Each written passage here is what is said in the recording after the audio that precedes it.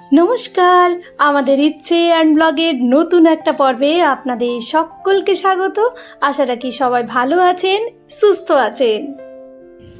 ব্যাগপত্র প্যাক করে আমরা এখন চললাম পুরুলিয়ার পথে। আমাদের বাড়ি যাচ্ছি। বাবা অনেক দিন ধরে এখানে ছিল, এখন বাবা বাড়ি ফিরে যাচ্ছে, আর আমিও যাচ্ছি একই সাথে শ্বশুর বাড়ি এবং বাপের বাড়ি, যেহেতু আমার একই গ্রামে বাড়ি। কয়েকদিনে যা যা করেছিলাম তার খণ্ডচিত্র একটু একটু করে শ্যুট করতে পেরেছিলাম, তাই আপনাদের সাথে শেয়ার করব। সেদিন তো ব্লগটা কমপ্লিট করতে পারিনি, এটা পরের দিনের সকাল। আরে বাহ, এত বাড়ি যাওয়ার আনন্দ, তারপর যদি সকালে উঠে এরকম তাজা পুকুরের মাছ দেখতে পাওয়া যায়, ভাবুন কি অবস্থা হয় মনের। দীপ এগুলো নিয়ে এসছে কিনে। চলুন সকাল সকাল এই যে গার্ডেনে যাচ্ছি। এইবার আমি যে বাগানটাতে যাচ্ছি সেটা হচ্ছে আমার শ্বশুর বাড়ির বাগান। সেখানে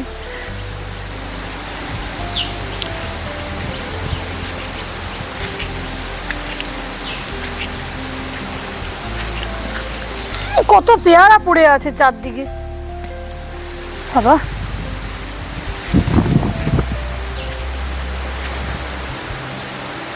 হ্যাঁ দেখো, কুঁদরে ধরে আছে। এক গ্রামে যদি শ্বশুরবাড়ি এবং বাপের বাড়ি হয় তাহলে একটা এক্সট্রা বেনিফিট পাওয়া যায়। যদিও অন্য জায়গায় হলেও এই কাজগুলো করা যায়, কিন্তু তবুও একবার এই কুঁদরির গাছের টুকরো আমার বাপের বাড়ির থেকে এনে এখানে পোতা হয়েছিল। আর এখন দেখুন এই একটু একটু যেহেতু জল পাচ্ছে, কীভাবে কুঁদরি ধরেছে। তবে আমরা যেহেতু ছিলাম না, বাইরের থেকে অনেকেই কুঁদরি তুলে নিয়ে চলে গেছে, তাই খুব একটা বেশি যে কিছু পেয়েছিলাম সেটা নয়। তবে নিজের বাগান থেকে কিছু তোলার আনন্দ একেবারে মন ছুঁয়ে যায়। প্রথমে তো আমি আর দীপ এসেছিলাম, ইচ্ছে ওর বন্ধুদের সাথে খেলায় ব্যস্ত।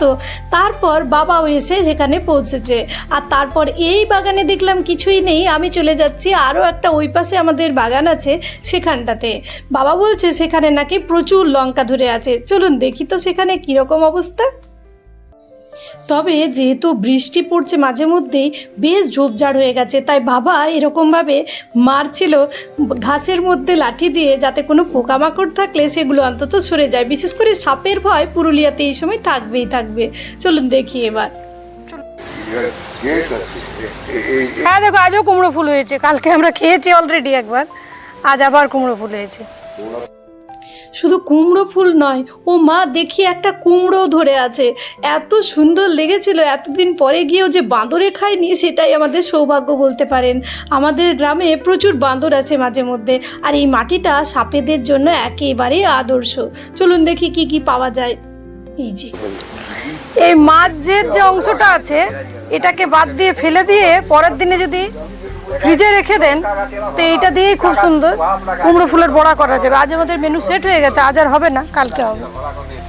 চলুন এই যে মাঝের অংশটা বাদ দিয়ে দেবো। আর কি সুন্দর, এই যে বাগানের নিজেদের জিনিস একটা আলাদা ব্যাপার। আমরা বাড়িতে যেহেতু ছিলাম না, প্রচুর লঙ্কা হয়ে গেছে। তুমি বলতে পারো এই গাছকে বাজে বলো,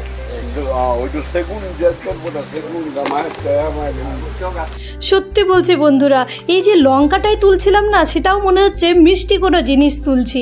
নিজের বাগান থেকে কিছু পাওয়ার প্রাপ্তি যে বাগান করে সে অন্তত খুব ভালোভাবে জানে। চলুন লঙ্কা ফঙ্কা তোলার পরে একটু শাক তোলার চেষ্টা করব। এই হচ্ছে আমাদের আম গাছ। অনেক আম গাছ আছে, তার মধ্যে এখানে দুটো আছে, একটা তেঁতুল গাছ আর এই যে পাতিলেবুর গাছ। চলুন আজকে লঙ্কাগুলোই তুলতে পারলাম, ওই পাশে যাওয়া যাচ্ছে না। ভোলা কাকু এলে কালকে তখন ওই পাশে গিয়ে শাক তুলে আনবো কিছুটা। হ্যাঁ এটা তেঁতুল গাছ। আর ওই এটা কারি পাতার গাছটা কোথায় ছিল জানো? কারি পাতার গাছ ওই তো ওই পাশে, ওই পাশে আছে। এই দেখুন এইসব পেলাম আজ। তোমাদের কুমড়া আছে না? আছে। আর এই দেখুন গ্রামের এক কাকু একটা মাত্র কুমড়ো গাছ লাগিয়েছে। এটা নাকি চাইনিজ কুমড়োর বীজ। আমার যদি বাড়ি হতো আমি নিশ্চয়ই লাগাতাম। একটা গাছ কত বড় হয়েছে দেখুন। আর দেখলাম সেটার মধ্যে কুমড়ো ধরেছে। আর যেহেতু গ্রামের মানুষদের বিশ্বাস প্রথমেই ব্রাহ্মণকে ওরা কিছু দেয়, তাই আমায় ডেকে একটা কুমড়ো দিল বাড়ির সকলের জন্য। বড় হয়েছে।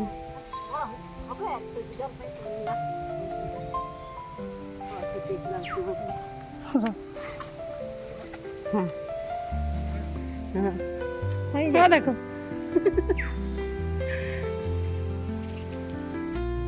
তারপর বলল, চলো না মুনমুন, আমার বাড়ির নাম মুনমুন, তাই গ্রামের লোকরা আমাকে এই বলেই ভালোবেসে ডাকে।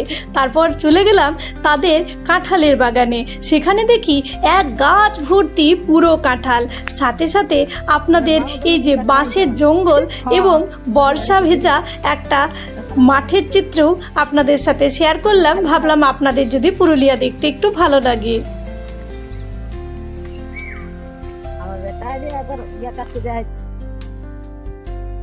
গোটা গাছ কাঁঠালে ভর্তি, কত কাঁঠাল।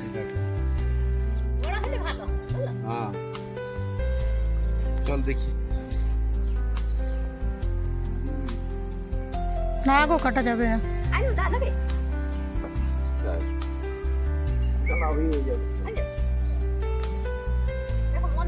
হ্যাঁ হ্যাঁ হ্যাঁ হ্যাঁ হ্যাঁ। কাঁঠাল আমাদের বাড়ির সবার খুব একটা প্রিয় নয়, তবুও যেহেতু ভালোবেসে দিচ্ছে তাই না বলিনি। আর হাত দিয়ে দেখুন দীপ এটাকে কি সুন্দরভাবে তুলে নিল। এই যে ওরা আসছে, কাঁঠাল, কুমড়ো আর সমস্ত কিছু নিয়ে এবার বাড়ি যাচ্ছি। চলুন এবার ফিরে যাই। গ্রামে এই একটা ব্যাপার, এ ও সে এত জিনিস উপহার দেয় যে শূন্য ঝুড়িও ভরে যায়। বাড়ি এসে দেখি উত্তম কাকু আবার কাঁঠালের মধ্যে চুন দিয়ে কাঁঠালটাকে পাকতেও দিয়েছে। চলুন এবার ইচ্ছেকে দেখি ও কি করছে। মাছের ঝোল ভাত আমাদের হয়েই গেছে, এবার ইচ্ছের কাছে একটু যাই উপরে আমার রুমে। সব চোরগুলো ধরা পড়েছে এখন। ও মা, বেডশিট কোথায় হাওয়া, ও মা কি অবস্থা, এটা কি খেলা, এটা কি খেলা, কি খেলা এটা, বাবারি দেখা যাচ্ছে। Hello guys, tata bye bye. Hello guys, hello guys. আমি জানি না খেলা করতে সাথে খেলা করতে গেছে। কি আছে কি জয় দিকু না,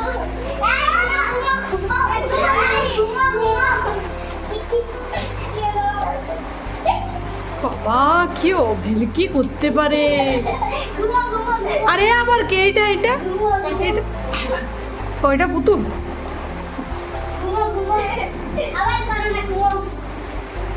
যে ঘুমাচ্ছে সে তার পা নড়বে, যে ঘুমোচ্ছে তার পা নড়বে। আর দেখ সবার পরের দিনে সকাল সকাল চলে গিয়েছিলাম বাপের বাড়ি। আজ এখানেই সারা দিনটা কাটাবো আমরা। তবে এইবারে খুব একটা ব্লগ করতে যেহেতু ইচ্ছেও ছিল না, আর মনে হচ্ছিল প্রিয়জনদের সাথে একটু সময় কাটাই, তাই সারা দিনটা যে শেয়ার করতে পারবো সেটা নয়, তবে যতটুকু পারবো আপনাদের সাথে নিশ্চয়ই শেয়ার করব। এসে দেখি মা বসিয়েছে গরম গরম একটু করে পকোড়া আর মুড়ি আজকে আমাদের ব্রেকফাস্টে থাকবে। আর দীপ ওদিকে গেছে চিকেন আনার জন্য। তারপর পকোড়া মুড়ি খাওয়ার পর বেশ খানিকক্ষণ আমাদের আড্ডাবাজিও হবে। মা বসিয়েছে রান্না, ভাত, ডাল, পোস্ত আর তার সাথে কয়েকটা ভাজা, যেহেতু দীপও আজকে খাবে সেই জন্য। আর তারপর আমরা চলে যাব একটু আমাদের যে গার্ডেনটা আছে, মানে বাপের বাড়ির গার্ডেন, সেখানে ইচ্ছে যাবে ফুল তুলতে। এমনিতে আমাদের রান্না কমপ্লিট হয়ে গেছিল, চিকেনটা এবার বানালেই হতো। কিন্তু দেখুন মাশরুম তুলছে, এই মাশরুমগুলো কিছু কাজ হবে না, তবুও তুলছে। মাঝে আমরা ছিলাম 4 দিনের মতো, আর আমি দেখলাম এখানে গার্ডেনে এসে বেশ খানিকটা শাক হয়েছে, তাই ভাবলাম একটু তুলে নিয়ে যাব। এই দেখুন কয়েকটা তুলেছি, বেশ খানিকটা শাক, আরও কিছু সবজি নিয়ে যাব। বাবা বলল যা যা ইচ্ছে নিজের পছন্দ মতন সবজি তুলে নিয়ে যা। ফিরে এসে দেখি মাছ এসছে, শিঙ্গি মাছ, জ্যান্ত শিঙ্গি মাছ। আর এই মাছগুলো জানেন তো আমাদের পাশের গ্রামের একজন আমাদেরকে গিফট হিসেবে দিয়েছে। এমনিতে মায়ের রান্না প্রায় কমপ্লিট হয়ে গেছে, কিন্তু যখন একেবারে তাজা মাছটা এলো তখন মা সেটার আবার একটা ঝোলও বানালো। খেতে জাস্ট অপূর্ব হয়েছিল। তারপর ভাত ঘুম দিয়ে আমরা বিকেলে একটু বাইরে গিয়েছিলাম। এই যে আমরা মাশরুম তোলার জন্য মাঠে এসেছি এখন। হ্যাঁ দেখুন, এখানে 2-3টে আছে, চলুন দেখাচ্ছি আপনাদের। এগুলোকে আমাদের গ্রামের ভাষায় বলে তুম্বা ছাতু। এই যে হ্যাঁ দেখুন, গোল মতো হবে। দাঁড়ান তুলছি, দেখাচ্ছি।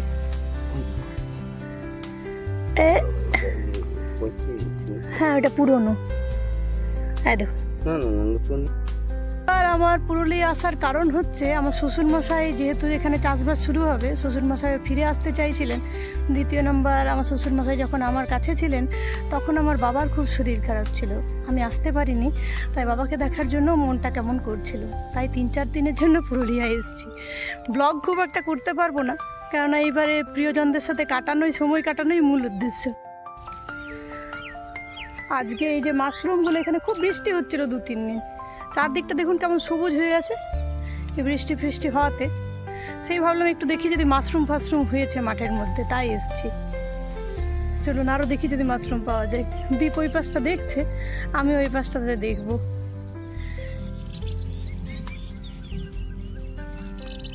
অনেক বড় পেয়েছি, চলুন তুলবো।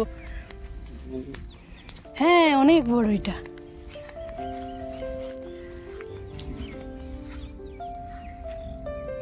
কি বড়, দেখুন আরো একটা পেয়েছি।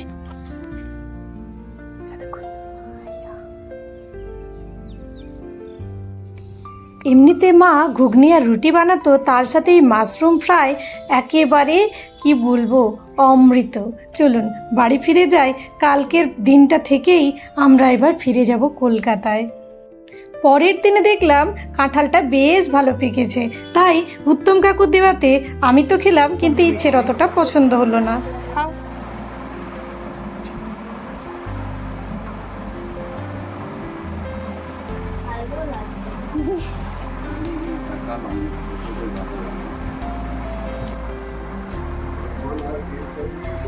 দারুণ হয়েছে বল, বাবা এটা দারুণ বানিয়েছে। ছোট্ট এই ট্যুরে এইবার নিজের প্রিয়জনদের ছেড়ে বাড়ি ফেরার পালা। যদিও এই যে মাঝে মধ্যে ছোট্ট একটা করে ট্যুর করা হয় বা বাড়ির প্রিয়জনদের সাথে কাটানো হয়, এটাই যেন অক্সিজেন দেয় কলকাতাতে থাকার জন্য। আসার সময় আমাদের প্রিয় শহর এই যে আদ্রাতে কেক নিয়েছিলাম বেশ খানিকটা। যদি আপনারা কেউ পুরুলিয়ার আদ্রা যান, অবশ্যই কিন্তু এই কেক খাবেন। অনেক দিনের পুরনো এই কেক, ভীষণ ভীষণ প্রিয়।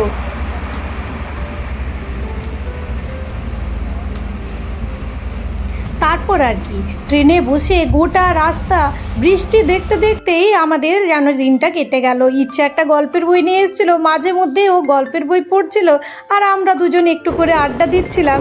এইভাবেই দেখতে দেখতে কিভাবে যেন কলকাতার দিকে ট্রেন চলতে থাকলো।